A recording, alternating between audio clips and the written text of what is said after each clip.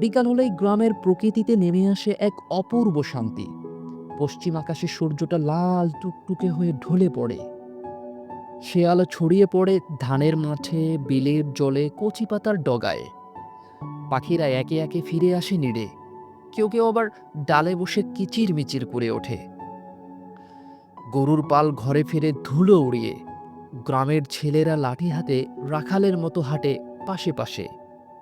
বৃদ্ধরা উঠোনে পিড়ে পেতে বসে পান চিবায়, আলাপ করে নেয় দিনের সব খবর নিয়ে।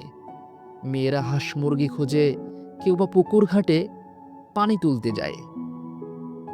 বাতাসে তখন এক ধরনের কমলতা, না বেশি গরম না ঠান্ডা। হালকা ঠান্ডা হাওয়া গায়ে লাগলে মনটা জুড়িয়ে যায়। চারপাশে একটা প্রশান্ত নীরব ছন্দ কাজ করে, যেন প্রকৃতির এক বিশ্রাম সময়ে।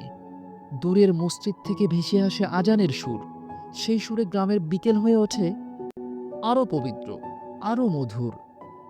এই দৃশ্য যেন হৃদয়ে এক টুকরো শান্তির ছবি এঁকে দেয়, যা শহরের কোলাহলে পাওয়া খুবই দুষ্কর।